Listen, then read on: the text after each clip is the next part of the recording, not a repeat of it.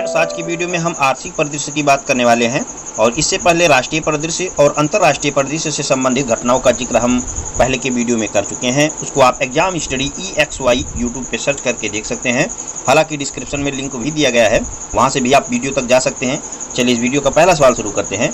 8 जून 2020 को ग्रामीण विकास मंत्रालय की प्रेस विज्ञप्ति के अनुसार चालू वित्तीय वर्ष 2020-21 के दौरान मनरेगा के तहत कितने करोड़ रुपए का आवंटन किया गया है। तो चालू वित्तीय वर्ष 2020-21 के दौरान मनरेगा के तहत जो बजट का आवंटन किया गया है वो किया गया है 1,01,500 करोड़ रुपए का आवंटन किया गया है। और आपको पता होगा कि मनरेगा जो कि सबसे बड़ी जो है रोजगार प्रदाता जो है ग्रामीण क्षेत्रों के लिए भारत सरकार की जो है योजना है। और जुड़ा हुआ हम अभियान देखते हैं। देखिए, इसको ग्रामीण विकास मंत्रालय ने इसकी जो है जानकारी दी है। तो दरअसल मनरेगा जो है वो ग्रामीण क्षेत्रों से संबंधित है, इसलिए ग्रामीण विकास मंत्रालय जो ग्रामीण क्षेत्र के मामलों को जो है होल्ड करता है उसकी जानकारी देता है। यह इस कार्यक्रम के अंतर्गत अब तक निधियों का सर्वाधिक आवंटन किया गया है।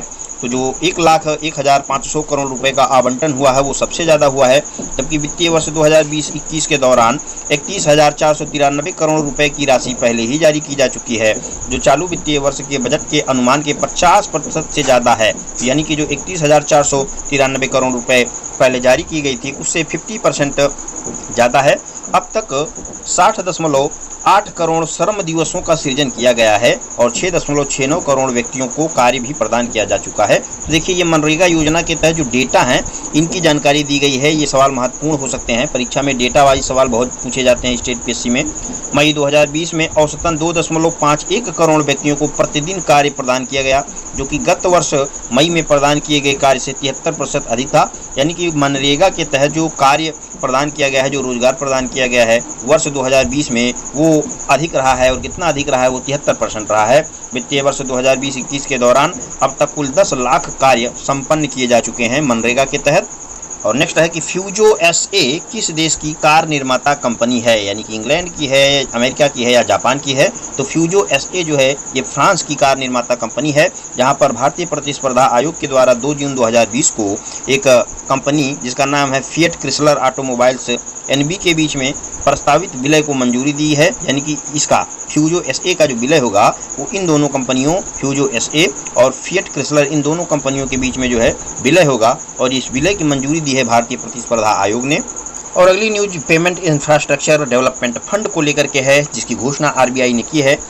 RBI ने कितनी राशि का पेमेंट इंफ्रास्ट्रक्चर डेवलपमेंट फंड सृजित करने की घोषणा की है। देखिए, पेमेंट इंफ्रास्ट्रक्चर डेवलपमेंट फंड को भुगतान मूलभूत सुविधा विकास निधि भी कहा जाता है, और ये घोषणा की है 500 करोड़ रुपए की। और यहाँ पर आपको बता दें कि RBI इसमें 250 करोड़ रुपए की जो है वो प्रारंभिक निवेश करेगी, और शेष 250 करोड़ रुपए का निवेश जो होगा वो अन्य संस्थाएं करेंगी। यहाँ पर देख सकते हैं कि RBI इस फंड में 250 करोड़ रुपए का प्रारंभिक योगदान करेगा।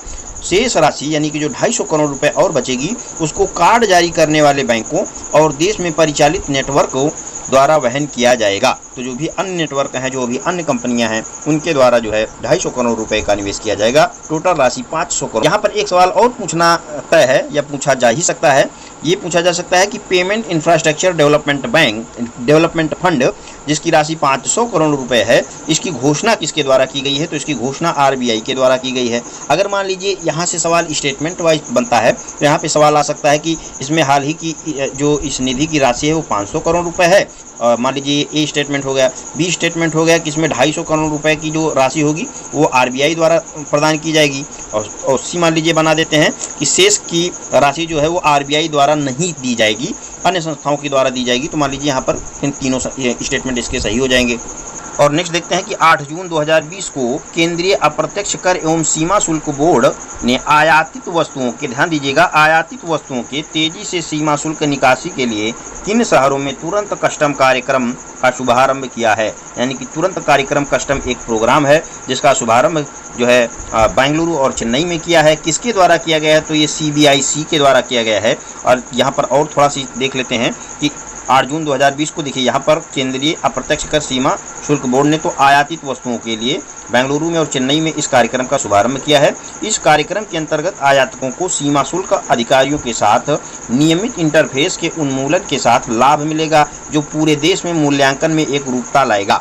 आयात के बंदरगाह के बाहर स्थित सीमा शुल्क अधिकारी दूर से ही फेसलेस मूल्यांकन करने के बाद सीमा शुल्क से माल को जाने की अनुमति देंगे। यानी कि जो भी सीमा शुल्क संबंधी प्रावधान होगा उसमें तेजी लाने का यहाँ पर जो है एक व्यवस्था किया गया है, एक नियम बनाया गया है और उस नियम का नाम है तुरंत कस्टम, जिसकी शुरुआत बेंगलुरु और चेन्नई से की गई है। और ये शुरुआत जो है कहीं ना कहीं जो भारत में कारोबार व्यवस्था है, जो हमारे यहाँ ईज ऑफ डूइंग बिजनेस की पहल है, उसको मजबूती प्रदान करेगा। और अगली न्यूज असम को लेकर के है। Assam agri business and rural transformation project द्वारा कितने किसान उत्पादक कंपनियों की स्थापना की गई है? तो किसान उत्पादक कंपनियों की स्थापना 100 है। और यहाँ पर एक सवाल ये भी पूछा जा सकता है कि हाल ही में किसान उत्पादक कंपनियों जिनकी संख्या 100 है की स्थापना की गई है, ये किस राज्य ने किया है? तो असम ने किया है। और जिस संस्था ने किया है, जिस प्रोजेक्ट के तहत किया गया है, उसका नाम है Assam agri business and rural transformation project. अभी इससे जुड़ा हम और सवाल थोड़ा सा देखेंगे। यहाँ पर सबसे पहले तो डेट तो हम जान ही लेते हैं कि डेट इसकी 8 जून है, स्टेट असम है, कंपनियों की संख्या 100 है। अब यहाँ पर देख सकते हैं कि FPCS की स्थापना की जिम्मेदारी Assam agri business and rural transformation project को दी गई है। यह व्यवस्था कृषि उत्पादन संग्रहण को पटरी पर लाने तथा राष्ट्रीय व अंतर्राष्ट्रीय बाजारों से जुड़ाव को सुनिश्चित करने के लिए की गई है। यानी कि जो हमारे यहाँ के असम के जो एग्री प्रोडक्ट हैं, उनका जुड़ाव कहीं ना कहीं एक प्रकार से राष्ट्रीय और अंतर्राष्ट्रीय बाजारों से हो सकेगा। यहाँ पर देख सकते हैं कि असम की पर्यावरणजन्य कृषि परिस्थितियाँ रोपण फसलों के लिए बेहद अनुकूल हैं। और रोपण फसलों का मतलब आपको पता होगा कि चाय, कॉफ़ी, कहवा, इस तरह की जो फसलें होती हैं, जो व्यापारिक फसलें होती हैं, वो रोपण फसलें होती हैं। यहाँ पर देख सकते हैं कि जिनमें चाय उत्पादन प्रमुख है। इसके अलावा चावल, पपीता, गन्ना, हल्दी, जूट, आलू का भी उत्पादन किया जाएगा। तो इस प्रकार के जो प्रोडक्ट हैं वो कहीं ना कहीं असम के जो बाजार से निकल करके अंतर्राष्ट्रीय बाजार तक वो पहुँचेंगे। और नेक्स्ट है 8 जून 2020 में अमेरिकी फर्म DFC यानी कि डेवलपमेंट फाइनेंस कॉरपोरेशन ने भारत में $350 मिलियन की निवेश निम्न में से किस क्षेत्र में करने की घोषणा की है? तो ये क्षेत्र है फाइनेंशियल सर्विस सेक्टर, स्वास्थ्य ढांचा यानी कि हेल्थ इंफ्रास्ट्रक्चर और रिन्यूएबल एनर्जी यानी कि नवीकरणीय ऊर्जा एवं खाद्य सुरक्षा। ये 4 जो क्षेत्र हैं, इन चारों क्षेत्र में कंपनी जो कि अमेरिका की है उसके द्वारा $350 मिलियन का जो है निवेश किया जाएगा।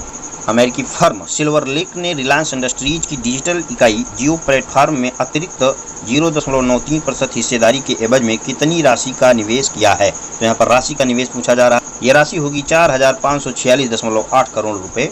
और यहाँ पर देख सकते हैं कि जून 2020 में रिलायंस ने सिल्वर लेक व इसकी सहायक निवेशक कंपनियों द्वारा जियो प्लेटफॉर्म लिमिटेड में 4,546.8 करोड़ रुपए के निवेश की घोषणा की है। इस निवेश के साथ सिल्वर लेक की वर्तमान जियो लिमिटेड में कुल हिस्सेदारी जो होगी वो हो जाएगी 10,202 करोड़ रुपए हो जाएगी, जो कि 2.08% होगी। जियो लिमिटेड में निवेश करने वाली कंपनियों में इसका चौथा स्थान है, तो चौथा स्थान इस कंपनी का होगा। और नेक्स्ट देखते हैं कि जून 2020 में वैश्विक रेटिंग एजेंसी S&P ने उभारते हुए बाजारों पर अपनी एक रिपोर्ट जारी की है। और उस रिपोर्ट का नाम क्या है? उसका नाम है financial condition reflect optimism lockdown fatigue emerges. तो ये जो है रिपोर्ट का नाम है। और इस रिपोर्ट को जारी करने वाली जो कंपनी है उसका नाम है, एजेंसी जो है S&P है। इस रिपोर्ट के अनुसार भारतीय अर्थव्यवस्था की वृद्धि दर 2020-21 में 5% तक सीमित रहने का अनुमान किया गया है। राजस्व प्रोत्साहन GDP का 1.2% है, जो वृद्धि को सहारा देने के लिए उत्साहजनक नहीं है। यानी कि GDP का 1.2% जो राजस्व यहाँ का इस कंपनी के द्वारा, इस एजेंसी के द्वारा जो राजस्व का डेटा है वो बताते हैं कि आगे भविष्य में जो है वृद्धि और होने के आसार नहीं हैं। 2021-22 में पुनः भारतीय अर्थव्यवस्था की वृद्धि दर 8.5% पर पहुंचने का पूर्वानुमान भी रिपोर्ट में किया गया है, जबकि 2022-23 में इसके पुनः घट करके 6.5% पर आ जाने का पूर्वानुमान व्यक्त किया गया है। आपको बता दें कि पूर्वानुमान जो होता है वो जो पहले से आंकड़े मौजूद होते हैं, यानी कि पूर्वानुमान जो जारी किया जाता है वो पूरी तरीके से उपलब्ध डाकड़ों जो आंकड़े होते हैं उनको संग्रहित करके नहीं जारी किया जाता है, एक अनुमान होता है। अब चलिए इससे जुड़ा हुआ हम सवाल देख लेते हैं। सवाल क्या है? S&P रेटिंग्स ने उभरते बाजारों पर अपनी रिपोर्ट में भारतीय अर्थव्यवस्था की वृद्धि दर को 2020-21 हेतु कितने प्रतिशत अनुमानित किया है? तो 2020-21 के लिए 5% है। और वहीं पर जो है अब यहाँ पर देखते हैं सवाल मेन यही 3 ही सवाल हैं। एक तो 2020-21 में जो कि 5% है, उसके बाद में 2021-22 में 8.5% है यानी कि बढ़ेगा। उसके बाद में 2022-23 में ये घटेगा जो कि 6.5% तक पहुंच जाने का उम्मीद है।